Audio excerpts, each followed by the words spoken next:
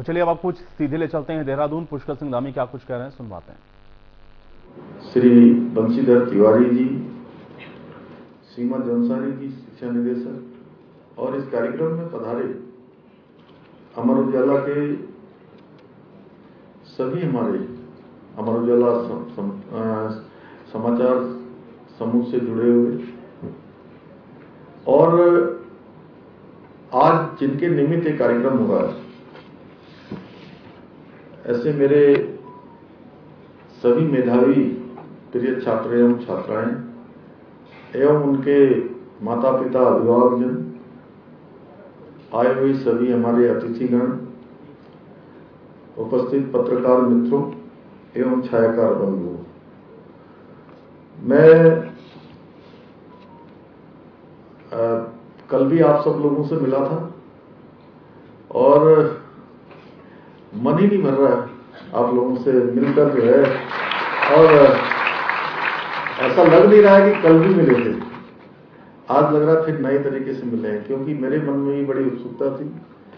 कल का कार्यक्रम बहुत फॉर्मल नहीं था, एक अनौपचारिक जैसा कार्यक्रम था, सामान्य जैसा घर परिवारों में होता है। और सच बताऊं तो कल भी बहुत अच्छा लग रहा था और आज उससे भी ज्यादा अच्छा लग रहा है, क्योंकि आज पिछले साल भी हम लोग अमर उजाला के इस कार्यक्रम में सम्मिलित हुए, उसमें सभी को सम्मानित करने का अवसर मिला। मैं आज के कार्यक्रम के लिए देश के चुनिंदा अखबार समूहों में से एक अमर उजाला द्वारा सम्मानित किए गए सभी छात्र एवं छात्राओं को अपनी ओर से बधाई देना चाहता हूं। आप सबके उज्जवल भविष्य की कामना करता हूं। और इसके साथ ही ये जो शानदार पहल अमर उजाला के द्वारा प्रत्येक वर्ष की जाती है, इस शानदार पहल के लिए अमर उजाला की पूरी टीम को अपनी ओर से बहुत बधाई देता हूं। ये मेरा सौभाग्य है कि मैं विद्यार्थियों के, छात्रों के, छात्राओं के जितने भी कार्यक्रम होते हैं, उन सभी कार्यक्रमों में मुझे सम्मिलित होने का सौभाग्य प्राप्त होता है। पिछले दिनों भी बहुत अच्छा संवाद का कार्यक्रम आपने अमर उजाला का किया था, रुद्रपुर में कार्यक्रम किया था, उस कार्यक्रम में भी मुझे रहने का अवसर प्राप्त हुआ। देहरादून में आपने पिछले वर्ष कार्यक्रम किया था, उसमें भी रहने का सौभाग्य प्राप्त हुआ। अभी हाल ही के दिनों में बहुत शानदार कार्यक्रम देहरादून में आयोजित हुआ, उसमें भी मैं रहा था। बड़े हर्ष का विषय है कि इस प्रकार की युवा पीढ़ी को और आने वाले हमारे कर्णधारों को जो सम्मानित करने का अमर उजाला समूह द्वारा काम किया जाता है, निश्चित रूप से कहीं न कहीं समाचार पत्र हमारे बहुत सारे चलते हैं। आज इस क्षेत्र में अनेकों प्रकार के चैनल भी चलते हैं और भी बहुत सारे माध्यम हैं, लेकिन अमर उजाला जिस प्रकार से समाज के साथ जुड़कर और नौनिहालों को प्रोत्साहित करने का काम, हमारे कर्णधारों को प्रोत्साहित करने का काम, अपनी जो सामाजिक जिम्मेदारियां हैं उनका बखूबी निर्वहन कर रहा है। मुझे प्रसन्नता है कि जहां एक और अमर उजाला द्वारा प्रतिवर्ष अतुल माहेश्वरी छात्रवृत्ति प्रतियोगिता के माध्यम से विद्यार्थियों को छात्रवृत्ति दी जा रही है, वहीं जो हमारे दिव्यांग हैं उनको स्वर्गीय डोलीलाल जी की स्मृति में भी विशेष छात्रवृत्ति देने का काम अमर उजाला समूह द्वारा किया जाता है। मुझे यह भी बताया गया कि अमर उजाला समूह रक्तदान शिविरों का भी लगातार आयोजन करता है। इस प्रकार के सभी सामाजिक कार्य निश्चित रूप से अमर उजाला को विशिष्ट बनाते हैं और कहीं न कहीं एक अलग पंक्ति में उनको खड़ा करते हैं। आज मेरे प्यारे विद्यार्थियों, मैं आप सबके बीच में आकर अत्यधिक मुझे प्रसन्नता भी हो रही है, कहीं न कहीं गर्व भी हो रहा है, क्योंकि मैं आज उन बच्चों से मिल रहा हूं, उन कर्णधारों से मिल रहा हूं जो प्रदेश के सर्वश्रेष्ठ विद्यार्थी हैं, सर्वश्रेष्ठ छात्र एवं छात्रा हैं, जिन्होंने अपनी प्रतिभा के बल पर यह दिखाया है कि शिखर पर जाने के लिए एक ध्येय होना चाहिए, एक स्पष्ट लक्ष्य होना चाहिए। और मैं कल भी कह रहा था, आज फिर से कह रहा हूं कि जब हम लोग पढ़ते थे तो दूर दूर तक कोई दिखाई नहीं देता था जिसकी फर्स्ट डिवीजन आती है, बहुत कम होते थे। और हमारे समय के, हमारे आगे पीछे के जो भी लोग होंगे, क्यों सुब्रतन जी, ऐसे ही होता था, दूर दूर तक कोई दिखाई नहीं देता था। और कोई अगर पहला नंबर प्राप्त कर लेता था, यानी कि प्रथम श्रेणी में उत्तीर्ण हो जाता था, तो उसकी चर्चा लंबे समय तक होती थी। और दूर दूर कोई कार्यक्रम हो, कोई त्योहार हो, कोई शादी ब्रात हो, कोई भी ऐसा आयोजन हो रहा हो, तो निश्चित रूप से उस छात्र के बारे में या उस छात्रा के बारे में वहां चर्चा होती थी। आज मैं आश्चर्यचकित हूं कि हमारे छात्र सुशांत ने हाई स्कूल परीक्षा में 99% अंक, हमारी छात्रा तनु ने इंटरमीडिएट में 99% अंक प्राप्त किए हैं। ये बताता है कि ये हमारा बौद्धिक स्तर किस प्रकार से ऊंचा हो रहा है। हालांकि हाई स्कूल में यदि तृतीय स्थान की बात करें तो 12 बच्चों के 98% अंक हैं, तो और इंटरमीडिएट स्तर पर 21 बच्चे ऐसे हैं जिन्होंने 95% इससे अधिक अंक प्राप्त किए हैं। मैं आज के अवसर पर अपने सभी जो मेधावी छात्र हैं, छात्राएं हैं, उनसे यही कहना चाहूंगा कि परिश्रम का कोई विकल्प जीवन में नहीं होता है। कई बार हम लोग सोचते हैं कि लाइफ में बहुत सारे शॉर्टकट हैं, लाइफ में कोई शॉर्टकट नहीं होता है। और ये केवल विद्यार्थी जीवन की बात नहीं है, क्योंकि इसके बाद आपको बहुत सारे नए आयामों को छूना है, नए विषयों को छूना है, नए नए क्षेत्रों में प्रवेश करना है। हर क्षेत्र में प्यारे बच्चों, आप सभी जो चुनौतियां जीवन में आने वाली हैं, अगर आप सब लोग आज से ही इस प्रकार से काम करेंगे, और मेरा मानना है कि शिक्षा में भक्ति जैसी सारगर्भिता होनी चाहिए।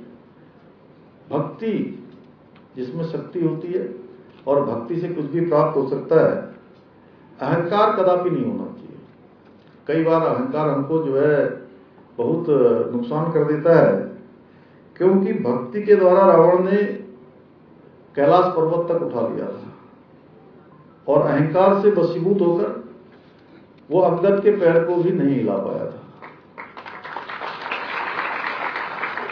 और इसलिए अगर आपने ये सोच लिया कि अब तो 99% आ गए हैं, 98% आ गए हैं, 97 आ गए हैं, 96 आ गए हैं, 95 आ गए हैं, तो अब मेहनत करने की जरूरत नहीं है, अगर ऐसा मन में भाव आ जाएगा, तो ये निश्चित मानिए कि आने वाले समय में आपको मुश्किल होगी। मैं आपसे स्पष्ट कहना चाहता हूं, और मैं यहाँ पर आया हूं आपके बीच में, तो जो मेरे जीवन का जितना मैंने कुछ थोड़ा बहुत जो भी सीखा है, वो मैं आप सबसे साझा करना चाहता हूं। मैं यहाँ पर कोई भाषण देने के लिए नहीं आया हूं। मैं जब भी विद्यार्थियों के बीच में जाता हूं, तब मुझे लगता है कि मैं भी अभी विद्यार्थी हूं, और ठीक है, मैं आपका जैसा विद्यार्थी तो मैं नहीं बन सकता हूं, धन सिंह जी भी नहीं बन सकते अब, और उदय जी भाई साहब तो बन ही नहीं सकते, क्योंकि ये हमसे पहले के विद्यार्थी हैं। लेकिन वैसे विद्यार्थी व्यक्ति पूरे जीवन भर रहता है, संपूर्ण जीवन भर, जब तक उसके जीवन का अंतिम दिन ना आ जाए, अंतिम क्षण ना आए, तब तक कुछ सीखता रहता है। लेकिन आपका जैसा विद्यार्थी अब हम लोग नहीं बन सकते, इस तरह से क्लास में नहीं बैठ सकते, इस तरह से शिक्षा प्राप्त करने के लिए नहीं जा सकते। इसलिए ये समय भी आपको दोबारा नहीं मिलने वाला है। प्यारे बच्चों, यह जीवन की आपकी जो है पहली सीढ़ी है, और आगे जीवन की प्रत्येक सीढ़ी पर आपको चुनौतियां भी मिलने वाली हैं, जिनको आपने अपने विवेक से, बुद्धि से,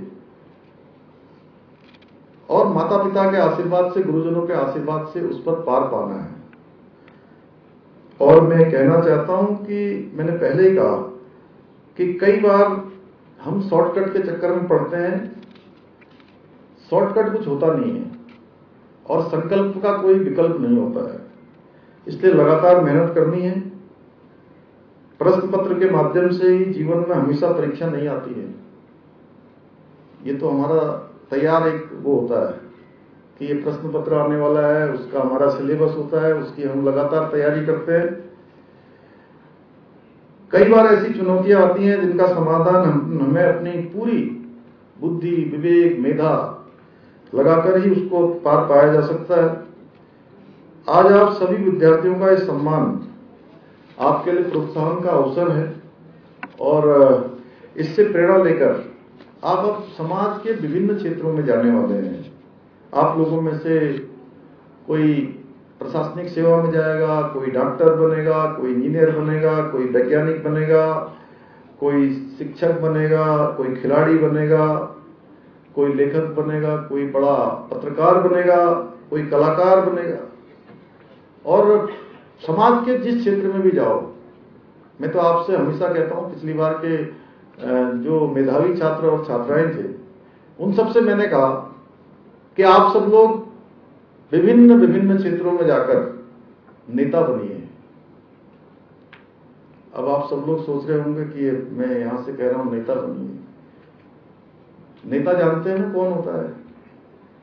नेता वो होता है, लीडर वो होता है जो नेतृत्व करता है। और ये जरूरी नहीं है कि जैसे नेता हम लोग यहाँ पर आपके सामने आ गए, कुर्ता पजामा पहन रखा है, धन सिंह जी बैठे हैं, ऐसे भी दो चार लोग बन जाएंगे तो कोई बुराई नहीं है। लेकिन जिस क्षेत्र में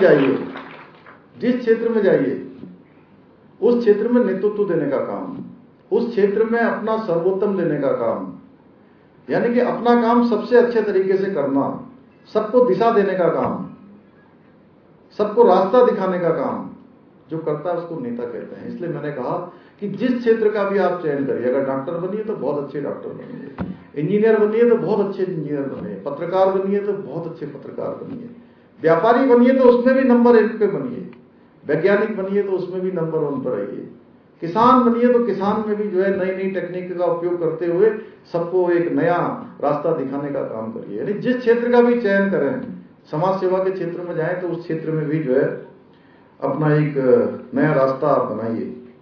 आप सभी जानते हैं कि किसी भी देश का सामाजिक एवं आर्थिक विकास उस देश में विद्यार्थियों को मिलने वाली जो शिक्षा है उसकी जो क्वालिटी है उस पर निर्भर करता है। इसलिए हमारे आदरणीय प्रधानमंत्री जी ने, आदरणीय नरेंद्र मोदी जी ने विचार किया इस पर और समय रहते भारतीय शिक्षा के क्षेत्र में जो अनेकों प्रकार के संकट थे उन सभी को दूर करने के लिए उन्होंने काम किया, क्योंकि वो जानते थे अगर इसको समय पर पूरा नहीं किया गया तो देश पीछे छूट जाएगा, विकास की दौड़ में भी, शिक्षा के क्षेत्र में भी। इसी बात को ध्यान में रखते हुए, जिसके बारे में अभी डॉक्टर धन सिंह रावत जी ने कहा, उन्होंने वर्ष 2020 में नए युग की नई चुनौतियों से निपटने के लिए और समय के अनुकूल, समय के लिए जो चुनौती है उससे निपटने के लिए। तो पुष्कर सिंह धामी को आप सुन रहे थे, मेधावी छात्र छात्राओं के सम्मान समारोह में पहुंचे हुए थे, जहां पर उनके बीच में उनको कुछ महत्वपूर्ण बातें बताते हुए अभी आपने सुना है। अब अगली बड़ी खबर का रुख कर लेते हैं। देहरादून से खबर है, जहां पर पिटकुल के ट्रांसफर पोस्टिंग पर ऊर्जा सचिव की रोक और ऊर्जा सचिव ने पत्र जारी करके ट्रांसफर ऑफ पोस्टिंग पर रोक लगा दी है। एमडी पिटकुल अब एक भी ट्रांसफर ऑफ पोस्टिंग नहीं कर सकेंगे। ट्रांसफर पोस्टिंग में गड़बड़ी की शिकायत पर यह बड़ा कदम सचिव की तरफ से उठाया गया है। तो ऊर्जा सचिव ने पत्र जारी करके ट्रांसफर ऑफ पोस्टिंग पर रोक लगा दी है। यह बड़ी जानकारी है। एमडी पिटकुल अब ट्रांसफर ऑफ पोस्टिंग नहीं कर सकेंगे। गड़बड़ी की शिकायत पर यह बड़ा कदम उठाया गया है। तो पिटकुल के ट्रांसफर ऑफ पोस्टिंग पर ऊर्जा सचिव ने रोक लगा दी है। खबर देहरादून से है। सपा नेता के बयान का चौतरफा विरोध हो रहा है। सीएम धामी ने बयान को दुर्भाग्यपूर्ण बताया है। बद्रीनाथ करोड़ों हिंदुओं की आस्था का प्रतीक है, यह बात सीएम ने कही। स्वामी प्रसाद मौर्य ने, आपको बता दें कि विवादित बयान दिया था। स्वामी प्रसाद मौर्य ने कहा था कि अधिकतर मंदिर बौद्ध मठों को तोड़कर बनाए गए हैं, बद्रीनाथ को भी तोड़ करके बनाया गया है। स्वामी प्रसाद मौर्य ने यह बात कही, जिस पर पलटवार करते हुए मुख्यमंत्री पुष्कर सिंह धामी ने इस बयान को दुर्भाग्यपूर्ण बताया। तो बड़ी जानकारी है। स्वामी प्रसाद मौर्य की तरफ से विवादित बयान दिया गया है, जिसमें उन्होंने कहा कि ज्यादातर मठ और मंदिर बौद्ध मठों को तोड़ करके बनाए गए हैं, जिस पर मुख्यमंत्री पुष्कर सिंह धामी ने इसका विरोध किया। तो देहरादून से बड़ी खबर है, सीएम धामी ने हेल्पलाइन 1905 की समीक्षा की है। बैठक के दौरान सीएम धामी ने अधिकारियों को निर्देशित किया है शिकायतों को फोर्सली क्लोज न किया जाए। यह बात सीएम ने कही है। पूर्ण समाधान के बाद ही शिकायत को क्लोज किया जाए, धामी ने कहा। सीएम धामी ने डिजिटाइजेशन पोर्टल का भी शुभारंभ किया है। इसके अलावा तहसील दिवस की शिकायतों के डिजिटाइजेशन का पोर्टल भी मुख्यमंत्री के द्वारा लॉन्च किया गया है। तो बड़ी जानकारी है, देहरादून से बड़ी खबर है। सीएम धामी ने समीक्षा की है और बैठक के दौरान लोगों की समस्याओं को भी सुना है। हेल्पलाइन 1905 इसकी भी समीक्षा की गई है। इसके लिए कुछ लक्ष्य निर्धारित करते हैं कि अगली बैठक में हम क्या करने वाले हैं, कितने लोगों से हम बात करने वाले हैं। हमारे L1 और L2 जो प्राथमिक रूप से जिनके पास सबसे पहले शिकायत जाती है, उन्होंने क्या 100% लोगों से बात की है कि नहीं की है। L2 के जो लोग हैं, उसके ऊपर के जो अधिकारीगण हैं, उन्होंने 15% लोगों से बात की है कि नहीं की है। विभागाध्यक्ष और सचिव जो L3 और L4 के स्तर पर आते हैं, उन्होंने जो साप्ताहिक रूप से और पाक्षिक रूप से उसकी समीक्षा करी है कि नहीं करी है, उन सब पर करेंगे।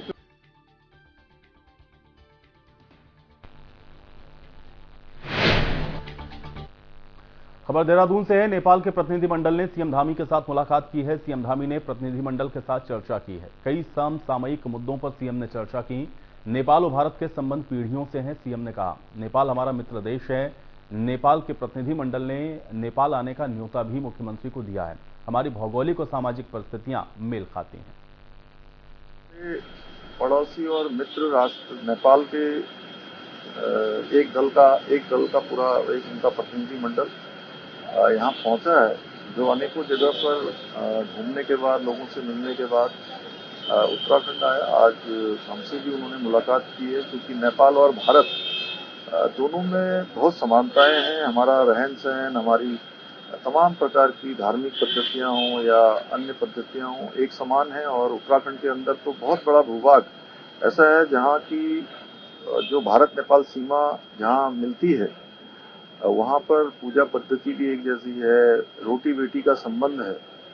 तो उस नाते उनकी और हमारी जो भविष्य की चुनौतियां एक समान है। इधर के सालों में माननीय प्रधानमंत्री मोदी जी के नेतृत्व में भारत तेजी से आगे बढ़ा है।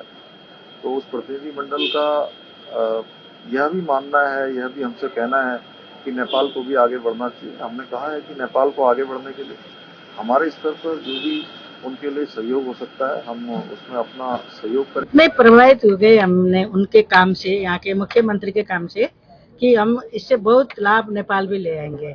उन्होंने यहाँ के धार्मिक पर्यटन को के जिस तरह से बढ़ावा दे रहा है, उसके विकास कर रहा है, उसी के वजह से यहाँ के आर्थिक विकास में भी योगदान है। और यहाँ के पहाड़ी क्षेत्र के जो माइग्रेशन है, उसके रोकने के लिए उन्होंने जिस तरीके से योजना बनाकर काम कर रहा है, हम बहुत खुश है। और मानस क्षेत्र, मानस खंड, उसका एक सर्कल पूरा करना, नेपाल का भी बहुत धार्मिक स्थल उससे संबंधित है। उस एक सर्कल के रूप में उसका विकास करने से भारत तो लाभान्वित होगा, नेपाल ले इससे उससे ज्यादा लाभ